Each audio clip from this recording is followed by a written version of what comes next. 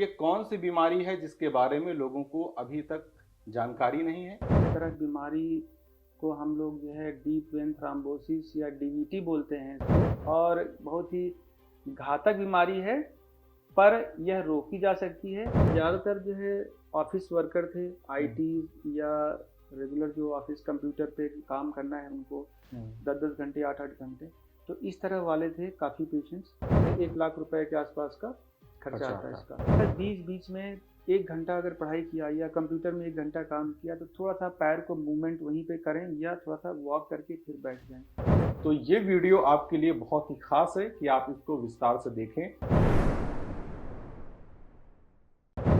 साल 2023 की एक घटना, उस घटना से उपजे सवालों के परिप्रेक्ष्य में आज की ये वार्तालाप। सबसे पहले बताते हैं कि वो घटना क्या थी। एक हॉस्पिटल में कुछ लोग अपने साथी को हॉस्पिटल के अंदर तेजी से लेकर जा रहे। कौतूहलवश हमने भी उसे देखा, पास जाने की कोशिश की कि आखिरकार वो घटना है क्या, क्यों लोग इतनी तेजी से भाग रहे हैं। जो 4-5 लोग अपने साथी को लेकर जा रहे थे, वो न्यूरो विभाग में उस साथी को लेकर पहुंचते हैं। 10-15 मिनट के इंतजार के बाद वो व्यक्ति बाहर आता है। तमाम तरीके के गंभीर भाव उन सभी लोगों के चेहरे पर होते हैं। न जाने क्यों मुझसे रहा नहीं गया। उस घटना के थोड़ी देर बाद ही जब वो बाहर आते हैं, हम उन लोगों से बातचीत करते हैं, पूछते हैं कि आखिरकार हुआ क्या है जो आप लोग इतना ज्यादा परेशान हैं। मैं हतप्रद था, क्योंकि उन्हें उस बीमारी से ज्यादा इस बात की गंभीरता, इस बात की चिंता थी कि उस बीमारी का नाम उन्होंने पहली बार सुना था। उन्हें इस बात की चिंता नहीं थी कि उन्हें क्या बीमारी हुई है, बल्कि वो इस बात से ज्यादा परेशान है कि उन्हें ये कौन सी बीमारी हुई। उसके बाद ये समझना जरूरी हो गया कि लोगों के बीच इस बीमारी को लेकर जागरूकता कम है, लेकिन बीमारी लोगों के बीच में है। और इसी वजह से जब हमने इसकी और जानकारी जुटाने की कोशिश की तो मैं और ज़्यादा हैरान हुआ, क्योंकि ना तो गूगल पर इसके बारे में बहुत ज़्यादा जानकारी आसान शब्दों में थी और ना ही लोगों के बीच में कोई इसके बारे में ज़्यादा जानता था। लिहाजा हमें ज़रूरत थी एक ऐसे एक्सपर्ट की जिनसे हम इसके बारे में पूरी तरीके से आसान शब्दों में थोड़ा सा जान सकें और आप तक ये जानकारी और भी आसान तरीके से पहुंचा सकें। आज की वार्तालाप है जिसमें हमारे साथ हैं doctor Sunil Kumar Singh, additional professor, general surgery department, Ram Manohar Lohia से। सर, आपका बहुत बहुत स्वागत है हमारे बतकही चौक के उपक्रम उपचार चौक में। Thank you so much Anand ji. Sir, मैंने जो घटना का जिक्र किया आपसे, ये घटना अपने आप में बहुत गंभीर है और इस घटना से ही ये सवाल पैदा होता है कि आखिरकार ये कौन सी बीमारी है जिसके बारे में लोगों को अभी तक जानकारी नहीं है, या फिर जो थोड़ी बहुत जानकारी है उसको और विस्तार से कैसे जान सके। ये आखिरकार बीमारी क्या है, इसके बारे में थोड़ा सा मैं बताएं। तो मैं जहाँ तक समझ पा रहा हूँ आनंद जी, ये संभवतः जो है इस तरह की बीमारी को हम लोग जो है डीप वेन थ्रोम्बोसिस या डीवीटी बोलते हैं इसको जी, जो साइंटिफिक लैंग्वेज में या डॉक्टरी भाषा में हम लोग। और इसके बारे में मैं बहुत संक्षिप्त रूप में बताना चाहूँगा कि ये प्रायः जो है पैरों की बीमारी है। पैरों में 2 तरह की नसें होती हैं, एक खून ले जाने की जिसको आर्टरी बोलते हैं और जो वापस लाती वेन्स बोलते हैं। तो यह डीवीटी जो है पैर की जो खून वापस लाने वाली नसों के अंदर खून थक्का जमने की बीमारी है, जो कि किसी भी पेशेंट को हो सकती है, स्पेशली हॉस्पिटल में, और बहुत सारे अदर जो रिस्क ग्रुप्स हैं उनमें भी होती है ये। और बहुत ही घातक बीमारी है, पर यह रोकी जा सकती है और इसका इलाज किया जा सकता है। एक्सपर्ट होने का एक यही फायदा होता है कि हमने एक घटना का जिक्र किया और उस घटना के हाव भाव से आप समझिए कि हम किस बीमारी की बात कर रहे हैं। डीवीटी यानी कि जिसमें नसों में खून के थक्के जमते हैं, जैसे कि आपने कहा। हम सर ये समझना चाह रहे हैं कि सबसे पहले तो ये बीमारी होती क्या है और ये शुरुआत इसकी कैसे हो जाती है, क्योंकि कई बार ऐसा होता है कि ब्लड क्लॉटिंग तो होती है और वो बहुत थोड़े स्तर पर सही भी हो जाती है कई बार, लेकिन कई बार ये गंभीर रूप ले लेती है। और बहुत सारे लोगों को ये हो जाती है लेकिन उसकी जानकारी पहले से नहीं पता चल पाती। मतलब उन पे लक्षण आना शुरू हो गए और उसके बाद उन्होंने हॉस्पिटल गए, जांच करवाई, तब पता चला कि उनको डीवीटी है। तो पहले कैसे हम पहचान सके कि हाँ इनको डीवीटी के लक्षण है, इसके बारे में बताइए। तो लक्षणों को अगर देखा जाएगा तो लक्षण जो है इसमें से, चूंकि पैरों की बीमारी है तो पैर में ही इसके लक्षण आएंगे पहले से। ठीक। और उसमें से जैसे पैर का जो काफ वाला रीजन है, लेग का, ये जो है इसमें सूजन आ जाती है। स्किन जो है इसकी जो चमड़ी है वह चमकदार जैसी हो जाती है थोड़ा सा। कई बार इसका रंग भी चेंज होने लगता है पैर का, जैसे थोड़ा सफ़ेदी जैसा हो सकता है या नीलापन भी आ सकता है। बट इसमें से ये है कि आउट ऑफ प्रोपोर्शन थोड़ा बहुत दर्द होना, सूजन होना और स्किन का जो है थोड़ा चमक आ जाना या कलर चेंज होना, ये इसके प्राय लक्षण हैं। और इसको ज़्यादातर लोग जो है साधारण कोई इन्फेक्शन या उससे कंफ्यूज हो जाते हैं इससे, और यही एक कारण होता है इसका थोड़ा देर में इलाज शुरू होना। अच्छा, तो क्या ये किसी भी उम्र में हो सकता है या इसका भी कोई एक क्राइटेरिया है कि इस उम्र के बाद होगा? हाँ, इसका जो है आनंद जी, इसके बारे में ये है, इसके बाई मॉडल पीक हैं, यानी कि एक तो बहुत यंग एज ग्रुप में एक बार आने की कोशिश होती है, बहुत सारे मेटाबॉलिक और उसके कारण हैं उसके। और एक बाकी जो है यूजुअली जो होती है ये होती है ओल्डर एज ग्रुप में। अच्छा। उम्र दराज लोगों में ज़्यादा होती है, ज़्यादातर 50 साल से ऊपर लोगों को ज़्यादा होती है। बट एक बार 20-25 साल के एज ग्रुप में भी, इधर अर्ली एज में भी इसका ज़्यादातर प्रभाव देखा गया है। और महिलाओं से ज़्यादा पुरुषों को होता है। अच्छा, पुरुषों को ज़्यादा होता है। बट महिलाओं में जैसे प्रेगनेंसी है तो प्रेगनेंसी के दौरान उनके पूरे जीवन में उस दौरान सबसे ज़्यादा खतरा डीवीटी होने का है। अच्छा। प्रेगनेंसी के दौरान और उसके कुछ दिनों बाद तक भी इसका खतरा रहता है। प्रेगनेंसी के दौरान सर क्यों होता है? मतलब क्या ऐसा हार्मोनल चेंज होते हैं शरीर में? तो प्रेगनेंसी खुद में एक साथ 2 जीवन होते हैं। महिला जो माता होती है वो 2 जीवन लेके चलती है, और उसमें से दूसरा जो जीवन है वह यूट्रस के अंदर है, और उसका एक अच्छा खासा 10 से 12 किलो का वजन होता है। यूट्रस, एमनियोटिक फ्लूइड और बच्चे का जोड़ के, तो वह यूट्रस उसका जो वापस खून जो लाने वाली नसें हैं हार्ट की तरफ, उसमें से दबाव डालता है। अच्छा।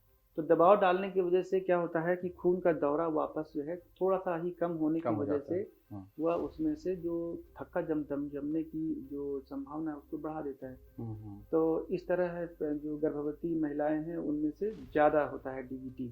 अच्छा। बाकी जीवन में उनके कम खतरा रहता है पुरुषों की तुलना में, बट एक ही समय है वो है कि प्रेगनेंसी के दौरान। मैं सर 2 चीज़ें लेके साथ में चल रहा हूँ। एक तो ये कि लोगों के बीच में क्या बातें हैं इस बीमारी को लेकर, लोग क्या कहते हैं, और एक्सपर्ट के तौर पर आप उनका एक तरीके से समाधान करेंगे कि वो सिर्फ एक भ्रम है या वाकई में ऐसा होता है। डीवीटी को लेकर जो कुछ लोगों के बीच में जानकारी है वो ये मानते हैं कि कई बार अगर आप ज़्यादा देर तक बैठ के काम करते हैं तब हो सकती है, या फिर अगर आप कोई नशा करते हैं तो उसकी वजह से भी हो सकती है। तो डीप वेन थ्रोम्बोसिस किन किन कारणों की वजह से हो सकती है उसके बारे में थोड़ा सा ब्रीफ करिए, और लोगों के बीच में ऐसी मानसिकता कैसे शुरू हो गई ये थोड़ा सा बताएं। तो इसकी जानकारी ज़्यादातर तो हमारे जो समाज में इसके बारे में जानकारी नहीं के बराबर है, या इसके बारे में चर्चा नहीं होती है। इसलिए मैं बहुत ही थैंकफुल हूँ कि आपने इसके बारे में चर्चा के लिए बात कही में आपने तो शामिल किया। एक चीज़ हो गई। दूसरी चीज़ ये है कि जो है इसके जो कारण है, और कारणों में सबसे ज़्यादा जैसे कि हमारा हॉस्पिटल में भर्ती होना वह खुद में एक कारण है। तो सबसे ज़्यादा डीवीटी होती है वो हॉस्पिटल के अंदर भर्ती होने के दौरान होती है। अच्छा। भर्ती में स्पेशली हॉस्पिटल के अंदर हड्डी वाले जितने प्रोसीजर होते हैं पैर के, और जितने पेशेंट्स स्पाइन के प्रोसीजर, इनमें से मरीज का काफ़ी दिनों तक नहीं चल पाता है। आईसीयू पेशेंट्स और बाकी जितने लॉन्ग ड्यूरेशन प्रोसीजर हैं, लंबे समय तक चलने वाले ऑपरेशन, वो सब में रिस्क रहता है डीवीटी होने का। कैंसर से संबंधित मरीज हैं। अच्छा। गर्भवती महिलाएं हैं, आईसीयू पेशेंट्स हैं, स्पाइन के ऑपरेशंस हैं, या लंबे समय तक जो चलने वाले ऑपरेशन होते हैं, ये सारे जो है तरह के इलाज, इन सब मरीजों में ज़्यादा संभावना होती है डीवीटी की, और होती भी है इनमें। और दूसरा और रिस्क फैक्टर की बात करते हैं जो जिनमें से इनकी संभावना होती है, तो उनमें से जैसे किसी का मोटापा होना, पेशेंट का ओबेसिटी एक खुद में एक रिस्क फैक्टर है, सबसे ज़्यादा जो महत्वपूर्ण है। और उनके जो दिनचर्या है, जैसे कि लंबे समय तक बैठे रहना, आज की डेट में जो आधुनिक जीवन शैली में आपके ऑफिसेज में बैठ के 8-8 10 घंटे लंबे समय तक काम करना, तो उनमें से भी पैर का तेजी से खून का दौरा नहीं हो पाता है नॉर्मली, तो वो उसमें से उनको संभावना रहती है डीवीटी होने की।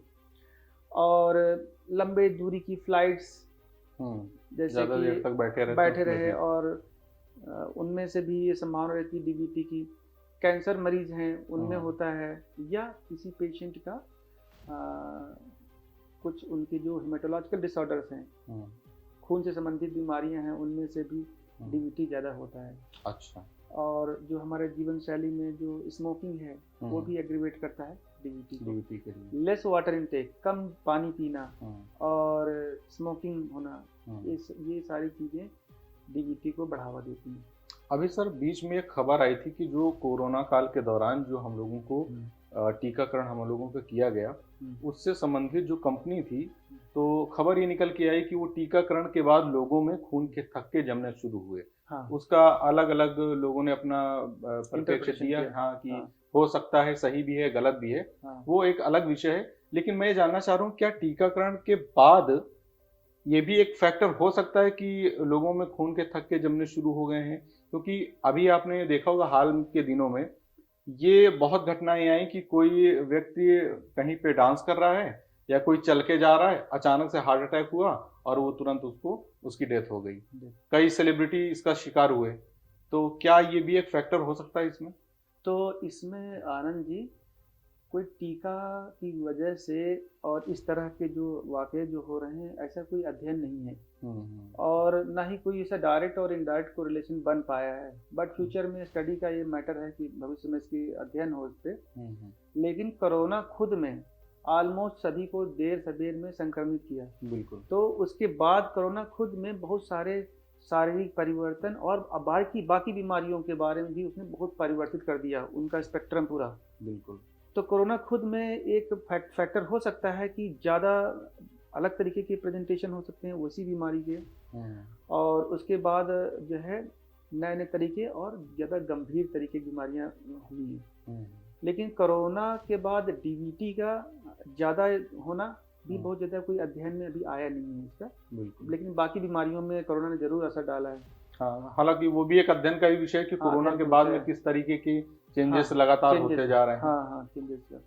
इसमें सर अगर जैसे किसी व्यक्ति को मान लीजिए कि डीवीटी हो गई है, उसने जांच कराई और डीवीटी निकला, अब उसके बाद प्राथमिक पहला उपचार क्या हो सकता है कि वो उसको क्या करना चाहिए? मसलन डॉक्टर के पास ही जाएगा वो, लेकिन उसके बाद उसको क्या सहूलियत पहले करनी है कि क्या क्या क्या चीज़ें नहीं करनी है, क्या क्या चीज़ें करनी है, इसके बारे में थोड़ा सा बताइए।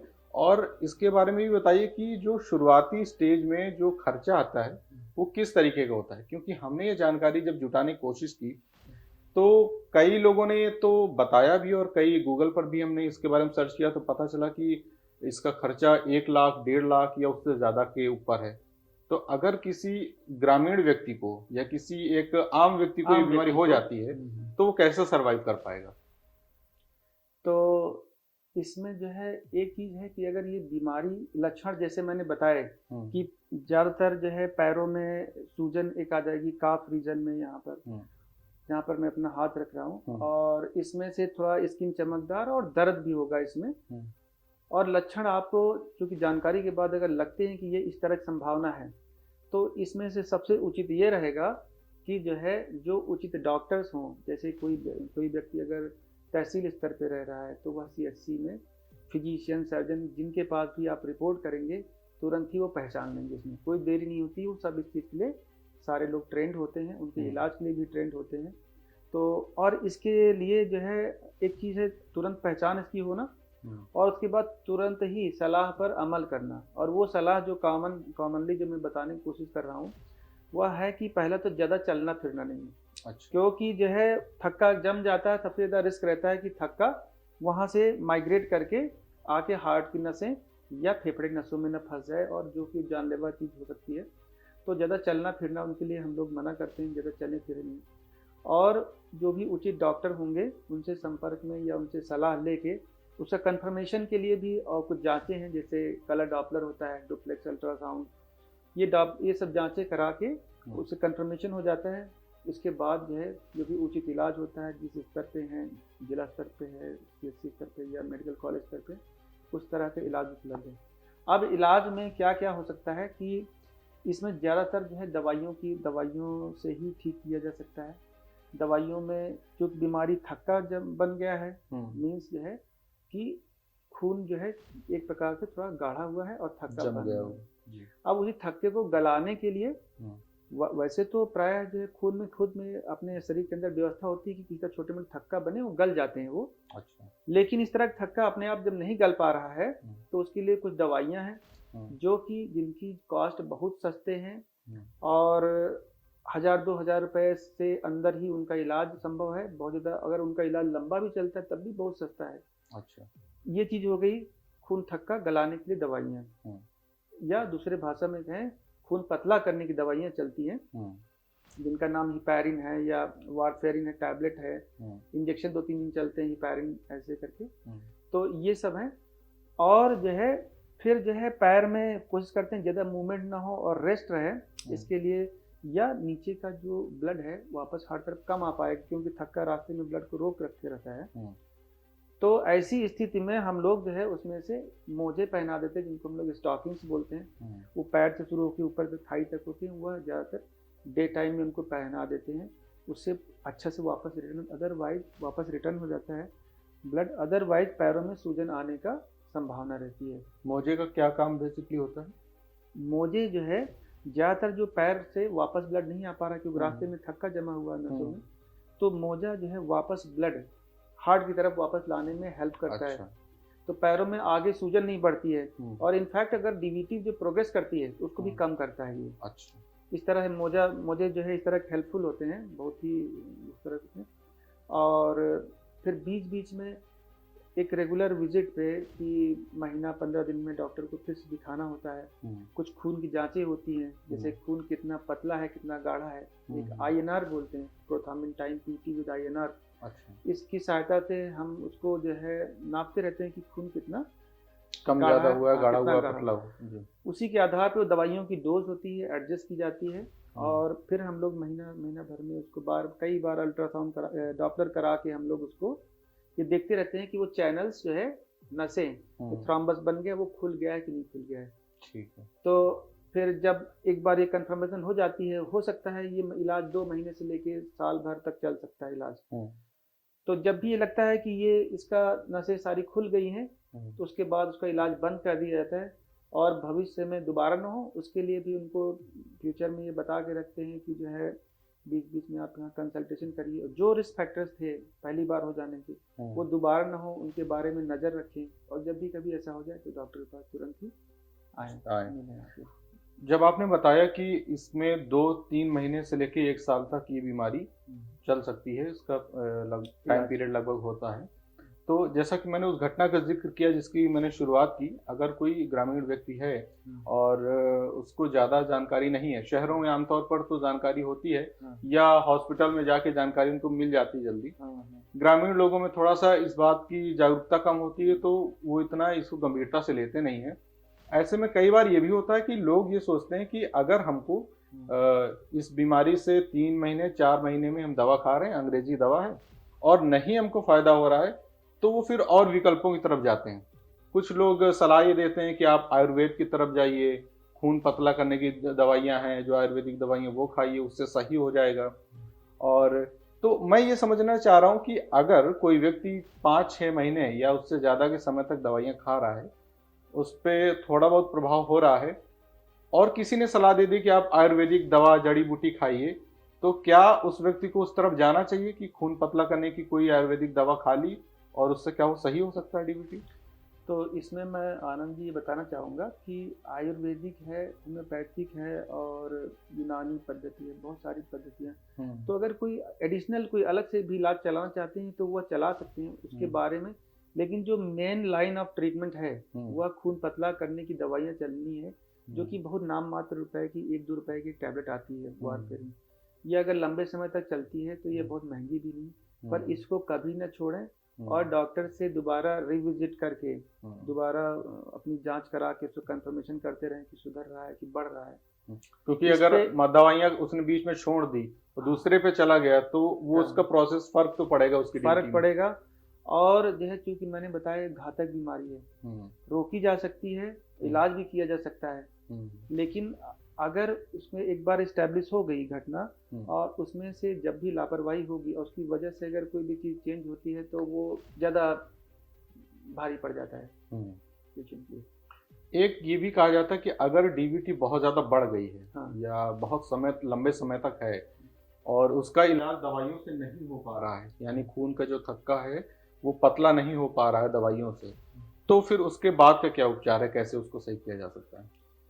डीवीटी ज़्यादातर जो है कई बार जो है पैर से स्टार्ट करके पूरे थाई तक या जांघ तक या उसके ऊपर की नसों तक फैल आ सकता है जी। लेकिन इन सब का मेडिकल मैनेजमेंट यानी कि टैबलेट्स के द्वारा और इंजेक्शन द्वारा सबका इलाज किया जा सकता है। अच्छा। बहुत ही कम कंडीशन में ऑपरेशन की जरूरत होती है जिसमें थक्का निकाला जाता है ओपन करके नसों को खोल करके। अच्छा। बहुत ही रेयर घटना में किया जाता है ऐसा। अच्छा। उसकी जरूरत जल्दी पड़ती नहीं कभी। लेकिन ये है कि ये बीमारी कई बार जो है जो हेमेटोलॉजिकल डिसऑर्डर्स हैं जिनमें से हेरिडिटरी हैं, जो आनुवांशिक बीमारियां हैं, प्रोटीन सी, प्रोटीन एस और ऐसे बहुत सारे हेमेटोलॉजिकल डिफिशियंसी की जो बीमारियां हैं, उनमें से क्या होता है कि जो है फिर उनमें हम लोग हेमेटोलॉजिस्ट से सलाह लेते हैं कि ये इस मरीज की जो है वो थक्का जमने की क्षमता ज़्यादा है तो उसको करेक्ट करने के लिए हेमेटोलॉजिस्ट जो है उसकी सलाह देते हैं। अच्छा। तो वह बहुत ही उपयोगी होता है उसको मैनेज करने के लिए। आगे थक्का का साइज नहीं बढ़ता है, ना ही आगे माइग्रेट करके जाता है। रही बात सर्जरी की, सर्जरी के बहुत ही लिमिटेड रोल्स हैं और या ना के बराबर है, नहीं किया जाता है। लेकिन किसी किसी मरीज का ऐसा होता है उनकी बाकी बीमारियों की वजह से बार बार डीवीटी बनता है, जैसे कैंसर का पेशेंट है या जो है बार बार उसके ऑर्थोपेडिक प्रोसीजर हुए या उसकी लाइफ स्टाइल ही ऐसी है। ऐसी स्थिति में बार बार डीवीटी बन रहा है और बार बार डीवीटी की वजह छोटे छोटे उसके टुकड़े जा रहे हैं जो कि हार्ट को और फेफड़े को खराब करने का रिस्क है उसमें। ऐसी कंडीशन में हम लोग जो है कार्डियोथोरेसिक विभाग हमारे यहाँ है या बाकी जगह भी टर्शियरी केयर सेंटर्स में है जो कि मेडिकल कॉलेज में, तो वहाँ पर जो है आईवीसी फिल्टर, एक फिल्टर लगा दिया जाता है जो पेट के अंदर बड़ी नस होती है। अच्छा। उसके अंदर फिल्टर लगा देते हैं ताकि वो आगे उसकी जानलेवा चीज या घातक चीज में हार्ट तक ना पहुंच पाए।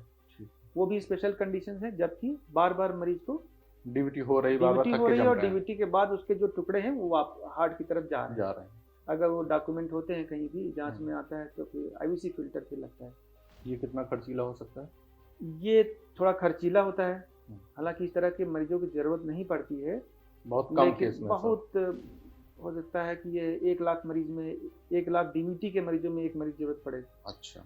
और लेकिन ये खर्चीला है और इसके लिए 1 लाख से 1 लाख रुपए के आसपास का खर्चा आता है इसका। ठीक है। एक व्यक्ति को अगर ये बीमारी हो जाती है उसके बाद एक तय समय पे ठीक हो जाती है, मान लीजिए साल भर या 2 साल के बाद ठीक हो जाती है, तो क्या इस बात की संभावना, प्रबल संभावना है कि उसको भविष्य में फिर से डीवीटी हो सकती है? हाँ, ये बात है कि जब किसी व्यक्ति को एक बार डीवीटी अगर हो जाएगी तो वह बाकी अलग पब्लिक से वो उसको ज्यादा रिस्क रहेगा दोबारा होने का। अच्छा। क्योंकि उसमें से एक बार जब थक्का होता है, थ्रोम्बस जिसको बोलते हैं, वह जो है वेन्स को अंदर डैमेज कर देता है, उनके वाल्व्स को, उसकी दीवार को डैमेज कर देता है, तो उसका कुछ न कुछ असर रहता है जो कि भविष्य में दोबारा थक्का बनने का रिस्क रहेगा। या जो रिस्क फैक्टर्स थे उसके कारण थे, चाहे वो स्मोकिंग हो या उसका वजन था वो नहीं कंट्रोल हुआ, स्मोकिंग नहीं कंट्रोल हुई, तो ऐसी स्थिति में उसको दोबारा भी हो सकता है। तो दोबारा अगर कोई व्यक्ति चाहता है कि एक बार हो गया है, उसने किसी तरीके से अपनी बीमारी का इलाज करा लिया, सही हो गया है, दोबारा ना हो, इसके लिए वो क्या करे? इसके लिए ऐसी स्थिति में वह रेगुलर पीटी विद आईएनआर की जांच कराए और जो भी कारण थे, चाहे वो स्मोकिंग है या उसका वजन ज्यादा था, अपना वजन को नियंत्रित करें वो, और पीटी विद आईएनआर इस तरह की जांच करा के बीच बीच में वो साल 2 साल में डॉक्टर से मिल के उसका रेगुलर चेकअप कराते रहें कि मेरा खून गाढ़ा तो नहीं हो गया है, ऐसे करके। तो वो उस तरह वो दोबारा भविष्य में नहीं होगा। नहीं हो सकता है। सर, ये तो डीवीटी के बीमारी के बारे में जानकारी हो गई और मुझे लगता है कि लोगों तक ये पहुंची भी होगी बेहतर तरीके से। लेकिन एक और गंभीर चीज़ है कि हम जब आम लोगों से बातचीत करते हैं इस बीमारी के बारे में, तो लोगों को जानकारी ही नहीं है कि ये होता क्या है। अगर हम नेट पे जाते हैं, जो कि आमतौर पर हमारी एक पहली प्रायोरिटी यही होती है कि कुछ भी हमको जानना है तो हम गूगल कर लें। गूगल पे जाते हैं, वहाँ पर भी जानकारी बहुत कम है, और या जो जानकारी है भी वो इतने कठिन शब्दों में है कि हमको समझ में ही नहीं आती कि है क्या चीज़ है। तो मैंने ये जानकारी जुटाने की कोशिश की कि पिछले 1 साल में या पिछले 2-3 सालों में डीवीटी के कितने मरीज बढ़े हैं या कम हुए हैं, उसके बारे में भी बहुत कम जानकारी है। इसका क्या कारण मानते हैं आप? ये जानकारी लोगों तक क्यों नहीं पहुंच पा रही है इसके बारे में?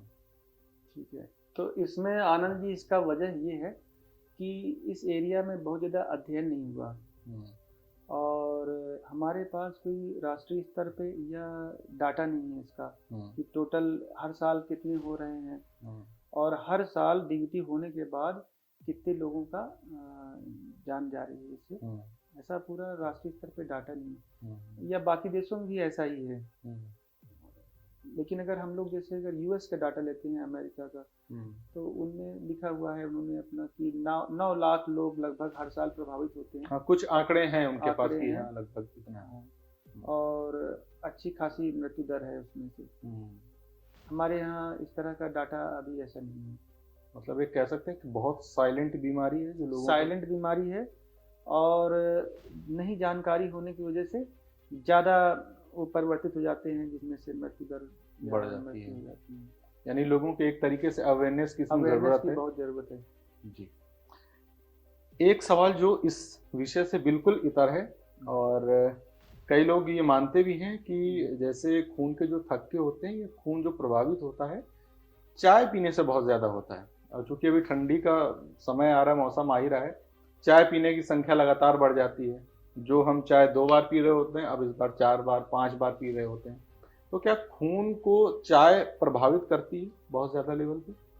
खून से खून का गाढ़ापन होना चाय से कहीं कोई संबंध नहीं है इसका, नहीं कोई ऐसा है ये। हाँ, इन सब चीज़ों में बहुत ज़्यादा कोई डायरेक्ट और इनडायरेक्ट कोई का लिंक नहीं बनता उससे।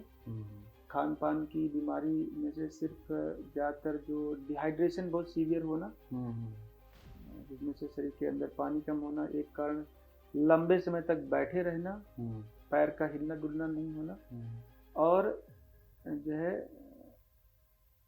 किसी तरह अगर आप अस्पताल में आते हैं तो अस्पताल में भर्ती होने में मरीज लंबे समय तक एक लेटा रहता है। यही ज़्यादातर जो प्रूवन के कारण आते हैं। सर, हम लोग जिस प्रोफेशन में हैं, यानी कि हम मीडिया सेक्टर में हैं, तो आम तौर पर अगर जैसे हम आपसे बातचीत कर रहे हैं तो करीब आधे घंटे 1 घंटे आपसे बातचीत करते हुए हो गया, बैठे हैं इसी तरीके से। ठीक इसी तरह जब हम ऑफिस में जाते हैं तो वहाँ पर भी हमारा काम बैठ के है, यानी हम कंप्यूटर पे वर्क कर रहे हैं। और ऐसे ही अलग अलग प्रोफेशन में जो लोग हैं, अब ज़्यादातर जो ऑफिस में काम कर रहे हैं वो भी ज़्यादातर बैठ के ही काम कर रहे हैं, यानी कि 8 से 10 घंटे बैठ के काम करना है। तो जैसा कि आपने बताया था कि लोग अगर बहुत ज़्यादा चल फिर नहीं रहे हैं, बैठ के काम कर रहे हैं, तो इस बीमारी से ग्रसित हो सकते हैं। तो आज के समय में चूंकि आप डॉक्टर हैं, इस चीज़ के स्पेशलिस्ट हैं, आप लोगों से, मरीजों से बातचीत करते हैं, उनसे आप पूछते हैं कि क्या क्या उनका प्रोफेशन है, किस तरह काम करते हैं। आपने क्या मतलब अनुभव किया कि किस तरीके के प्रोफेशन के लोग इस बीमारी के चपेट में ज़्यादा आ रहे हैं? तो अभी हमने आनंद जी जो रिसेंटली जो ऑब्जर्व किया है 8-10 मरीजों में, तो उनमें से ज़्यादातर जो है ऑफिस वर्कर थे, आईटी या रेगुलर जो ऑफिस कंप्यूटर पे काम करना है उनको 10-10 घंटे 8-8 घंटे, तो इस तरह वाले थे काफ़ी पेशेंट्स। और 2 से 3 मरीज हमने जो देखे वो थे जो कंपटीशन की तैयारी करते थे और लगभग जो 8-8 10-10 घंटे वो या 8 घंटे लगातार कुर्सी में बैठे रहे। तो उसमें से जो मुझे जो समझ में आया कि उनमें से जो डीवीटी जो डेवलप हुआ वह उनके लंबे समय तक एक जगह पैर रख के बैठे रहने की वजह से हुआ। अच्छा। और तो इन सब परिस्थितियों में मेरी पर्सनल सलाह रहेगी जो आईटी या ऑफिस वर्कर हैं हमारे मित्र, या जो तैयारी करते हैं छोटे भाई जो लंबे समय तक बैठकर, कि वह बीच बीच में 1 घंटा अगर पढ़ाई किया या कंप्यूटर में 1 घंटा काम किया तो थोड़ा सा पैर को मूवमेंट वहीं पे करें या थोड़ा सा वॉक करके फिर बैठ जाएं। ठीक है। और लेकिन इन सब में चाहे वो कंपटीशन की लंबे समय तक तैयारी कर रहे हों या ऑफिस में काम कर रहे हो 10 घंटे, उन सब में एक चीज़ और कॉमन चीज़ पाई कि उनका जो नॉर्मल से ज़्यादा वजन था। तो इस तरह भी वो दूसरा उनके लिए रिस्क फैक्टर था। एक तो ऑफिस में लंबे समय तक एक जगह पैर स्टेशन किए हुए काम करना, दूसरा उनका वजन होना ज़्यादा। दो मैंने ये कारण इधर बीच में जो ऑब्जर्व किए हैं, तो इनकी वजह से इन लोगों को ज़्यादा डीवीटी हुई। हालांकि जो भी थे वो सारे लोग पढ़े लिखे थे, इसलिए वो टाइमली आए हॉस्पिटल में और डायग्नोसिस हुई और ट्रीटमेंट उनको हुआ। तो लेकिन जो लोगों को जानकारी नहीं है या जागरूक नहीं इसके बारे में, तो वो तो लगातार काम कर रहे हैं ऑफिस में बैठ तो के। उनके लिए यही सलाह है कि जो है वो हमेशा जो है अपना देखभाल खुद करें। ये मैंने शुरुआत बताया कि ये प्रिवेंटेबल बीमारी है, रोका जा सकता है इसको। तो दिनचर्या सुधारने वाली बात है कि जैसे वजन कम करना है और पैर एक जगह रखा हुआ है 2 घंटे 3 घंटा ऐसा लग रहा है मेरा लंबा काम है, तो बहुत सारे उसमें से मोबाइल में एप्लीकेशंस भी आते हैं, रिमाइंडर जैसे आते रहते हैं, हाँ आप 2 घंटा हो गया पैर मूव कर लीजिए इसको, ऐसे करके रिमाइंडर्स उसमें डाल सकते हैं। और जो भाई जो लोग जो कंपटीशन की तैयारी करते हैं उनके लिए भी सेम चीज़ है कि वो बहुत लंबे समय तक पैर रखे एक ही दिशा में एक ही जगह पर रख के ना बैठें, वो सबसे ज़्यादा रिस्क फैक्टर है। और हो सकता है ये कि क्योंकि आईटी हब और ये सब ट्रेंड नए नए आए हैं, तो ये इनके लोगों के बीच में ज़्यादा नए तरीके से प्रेजेंट हो रहा है ये। बिल्कुल।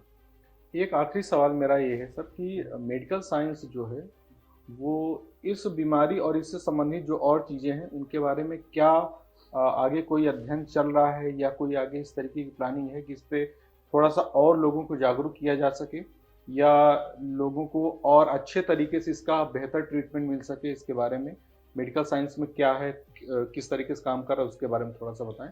और क्या आपकी विशेष सलाह रहेगी इस तरीके के जो लोग बीमारी से जुड़े हुए लोग हैं, जिनको बीमारी हो चुकी है, जो कि बहुत ज़्यादा परेशान बहुत जल्दी हो जाते हैं, तो उनके लिए क्या विशेष सलाह रहेगी आपकी? तो मेडिकल साइंस में इन सभी चीज़ों का इलाज उपलब्ध है, लेकिन चूंकि ये कई रिस्क ग्रुप्स होते हैं, जैसे कि मैंने बताया कि गर्भवती महिलाएं और ओबीस लोग, वजन जिनका ज़्यादा है, या कैंसर पेशेंट्स हैं या ऑपरेशन है, तो इनमें से हम लोग इसकी रोकथाम पहले से कर सकते हैं। जैसे खून पतला करने की दवाइयाँ दे दी जाती हैं, हिपैरिन है, इस तरह चीज़ें लगाई जाती हैं। इस तरह हम लोग इनको रोकने की कोशिश करते हैं, प्रिवेंशन इनका रहता है। लेकिन अगर कई बार इनका प्रिवेंशन नहीं हो पाए या जिन भी कारणों से हो जाता है, तो इलाज इसका बहुत आसान है और कहीं भी कोई कठिनाई नहीं है। और बहुत ज़्यादा इसमें से ये बात भी सही है कि इधर बीच 20-25 सालों में या 30 सालों के आसपास कोई बहुत नया कोई इनोवेशन या खोज नहीं हुई है इसमें। और जब भी होता है डीवीटी तो उसके लिए 2 से 3 चीज़ें यही हैं, जिसमें से हम लोग जो है उसे खून पतला करने के लिए हिपैरिन या वारफेरिन इस तरह दवाइयाँ चलाते हैं और रेगुलर अल्ट्रासाउंड डॉपलर से उसको जो है नापते रहते हैं, देखते रहते हैं कि वाकई में खून थक्का निकल गया, गल गया, निकल गया। और रेस्ट शुरुआती दिनों में रेस्ट रखते हैं हम लोग, ज़्यादा उसको बोलते हैं कि ज़्यादा चले वले नहीं। एक सर इसमें एक बीच में मेरे जहन में एक और सवाल आ गया कि जो आपने बीच में जिक्र किया था कि मोजा पहनना चाहिए, उसमें 2 चीज़ें मेरे सामने अभी एकदम से याद आया। एक लोगों ने मुझे ये बताया कि हमने इसके लिए ऑनलाइन मोजा खरीदा, लेकिन वो उतना ज़्यादा फिट नहीं था, तो उसकी वजह से उनको और ज़्यादा दिक्कत होनी शुरू हो गई। तो आप क्या सलाह देंगे कि लोग ऑनलाइन खरीदें या फिर पर्टिकुलर इसके लिए मतलब किसी को हायर करके उसको नाप करके उसको बनवाएं? किस तरीके से लोग मोजा खरीद सकते हैं? मोजा जो स्टॉकिंग है, ये बात है, ये डिपेंड करेगी कि जो है उसको कितना कंफर्टेबल है। तो बहुत ज़्यादा टाइट होना भी उसकी दिक्कत का विषय है और ढीला हुआ तो वह टोटली यूजलेस हो गया, किसी उपयोग का नहीं बचा। तो उसको ज़्यादा अच्छा रहेगा कि जहाँ से भी मेडिकल स्टोर से या हमारे यहाँ जैसे फार्मेसी से लेंगे, जो अपने साइज को पहन के वहीं देख लें। ऑनलाइन या जहाँ से भी मंगाएंगे वो हो सकता है ना फिट बैठे। एक और ऑप्शन है जो कि कस्टमाइज करके बहुत सारे लोग बनाते हैं, टेलर्ड बनाते हैं। तो वो लोग जो है उसके हिसाब से किसी का पैर का शेप किस तरह है उस हिसाब से बना देते हैं, वो ज़्यादा कंफर्टेबल रहता है। पर उसके ये है कि वो ज़्यादा कॉस्टली होगा। जब वो किसी पर्सन के लिए डेडिकेट एक मोजा सिलेगा तो वह उसकी कॉस्ट बढ़ जाती है उसके लिए। बिल्कुल। जो मेडिकल स्टोर से या फार्मेसी से मिलता है उसकी कॉस्ट कम होती है। ठीक है, आखिरी में जाते जाते क्या हम लोगों का मतलब ये है कि हम सभी लोगों को क्या सलाह देना चाहेंगे जिसमें लोग शारीरिक रूप से स्वस्थ भी रह सकें, और वैसे तो किसी न किसी बीमारी से कोई न कोई आजकल पीड़ित भी है, तो हाल के दिनों में किन चीज़ों से थोड़ा सा दूर रहें जिससे कि आम बीमारी से तो कम से कम दूर रहा जा सके। जो गंभीर बीमारियां किसी वजह से हो जाती हैं उनका तो इलाज संभव ही है, लेकिन आम बीमारी की चपेट में ना आए, इसके लिए आप क्या सलाह देंगे? अगर मैं डीवीटी की बात करता हूँ जिसके बारे में आज चर्चा हो रही है, तो इसमें से मैं सलाह दूंगा जैसे गर्भवती माताएं हैं तो इनको रेगुलर वॉक, टहलना, प्रॉपर पानी पीना और बीच बीच में डॉक्टर से कंसल्टेशन करना, क्योंकि पैरों में डीवीटी होने के पहले भी कुछ चीज़ें शुरू होती हैं, जैसे पैरों में सूजन आई और धीरे धीरे ये बेड पे ज़्यादातर रहने लगे, नहीं चलते फिरते हैं, जैसे ये इनके रिस्क हैं पहले से ही। तो इसके लिए ये जो है अपना टहलना और डॉक्टर से रेगुलर विजिट, एंटीनेटल चेकअप जिसको बोलते हैं, उन सब में ये सब की देखभाल पूरी की जाती है, तो वो उनसे मिलते रहें। बाकी जो है जैसे हमारे जो कॉमन भाई बहन हैं इनके लिए ज़्यादा अच्छा रहता है कि इनमें से कुछ जो हमारी बैड लाइफस्टाइल जिसको बोलते हैं हम लोग की स्मोकिंग है या ये सब चीज़ें हैं और वज़न ज़्यादा होना, इसको नियंत्रित करके रखें। इसके बावजूद भी अगर कभी इस तरह का संदेह लगता है, जिस तरह की जानकारी आपके चैनल के माध्यम से दी जा रही है, उनको लगता है संदेह, तो पहला काम है चलना फिरना एकदम लिमिट करके तुरंत जो है अस्पताल पहुंच जाएं और उसका जो भी इलाज है उसको इलाज पूरा शुरू करें इसका, उसमें कोई इफ एंड बट भी नहीं है और न ही कोई देरी करनी है इसमें। तो ये थे हमारे साथ doctor Sunil Kumar Singh, additional professor general surgery department Ram Manohar Lohia से, जिन्होंने आपको डीवीटी के बारे में बहुत ही विस्तार से, बहुत ही आसान शब्दों में आपको जानकारी दी। क्या क्या इस बीमारी से संबंधित चीजें हो सकती हैं उसके बारे में बताया, कैसे डीवीटी से आप बच सकते हैं उसके बारे में आपको बताया, डीवीटी दोबारा ना हो इसके लिए आपको क्या किन किन चीज़ों का ध्यान रखना है उसके बारे में भी आपको जानकारी दी। ऐसे में आप अगर डीवीटी के एक मरीज हैं तो आपको सबसे पहले क्या करना चाहिए ये आप बखूबी समझ गए होंगे। सबसे मुख्य बात यह है कि आपको किसी भी तरीके से घबराना नहीं है, इसका इलाज संभव है, बहुत कम खर्च में संभव है। अगर आपको कोई भ्रमित करता है या आपको कोई गलत जानकारी देता है तो ये वीडियो आपके लिए बहुत ही खास है कि आप इसको विस्तार से देखें। आपके आसपास कोई डीवीटी का मरीज है या डीवीटी के आपको ऐसा लगता है कि उसके लक्षण हैं, आपको दिख रहे हैं, तो उन तक ये जानकारी पहुंचाइए ताकि लोग जागरूक हो सकें। और इसके अलावा भी जो इस बीमारी से ग्रसित नहीं है, जागरूकता के लिए इस वीडियो को ज़्यादा से ज़्यादा लोगों तक पहुंचाइए ताकि न सिर्फ हम इस बीमारी से बच सकें बल्कि और भी लोगों को बचा सकें। उपचार चौक में ऐसे ही वीडियोस, ऐसे ही इंटरव्यूज हम करते रहते हैं। अगर आप भी हमारे वीडियोस से जानकारी आपको प्राप्त हो रही है और अगर आप भी और किसी विषय पर किसी और डॉक्टर से सलाह लेना चाहते हैं या किसी बीमारी के बारे में और अधिक तरीके से आप जानना चाहते हैं तो आप हमें कमेंट बॉक्स में बताएं। हम उन स्पेशलिस्ट से जरूर मिलेंगे, उनसे बातचीत करेंगे और सारे भ्रम को तोड़ते हुए जो वाकई में सही जानकारी है वो आप तक पहुंचाने की कोशिश करेंगे। डॉक्टर साहब, उपचार चौक में अपना समय देने के लिए बहुत बहुत धन्यवाद। धन्यवाद आनंद जी और थैंक यू। उपचार चौक सब लोग आप देखें और इसको अमल करें।